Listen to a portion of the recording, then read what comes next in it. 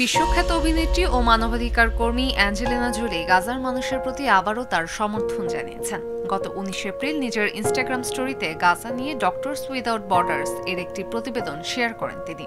২০০১ সাল থেকে জাতিসংঘের শরণার্থী সংস্থা ইউএনএইচসিআর এর শুভেচ্ছা দূত হিসেবে দায়িত্ব পালন করছেন এই অভিনেত্রী। অ্যাঞ্জেলিনা শেয়ার করা ওই পোস্টে গাজার পরিস্থিতি বর্ণনা করা হয়েছে ফিলিস্তিনি ও তাদের সাহায্যকারীদের জন্য এক গণকবর হিসেবে। পোস্টে লেখা আছে, ইসরায়েলি বাহিনী গাজায় আকাশপথ, স্থলপথ ও সমুদ্রপথে সামরিক অভিযান সম্প্রসারিত করছে। জোরপূর্বক বাস্তুচ্যুতি এবং ইচ্ছাকৃতভাবে মানবিক সহায়তা বাধাগ্রস্ত করার মাধ্যমে ফিলিস্তিনিদের জীবন ব্যবস্থা আবারও ধ্বংস করা হচ্ছে। ডক্টরস উইদাউট বর্ডার্স ইসরায়েলি কর্তৃপক্ষের প্রতি অমানবিক ও প্রাণঘাতী অবরোধ অবিলম্বে প্রত্যাহারের আহ্বান জানিয়েছে।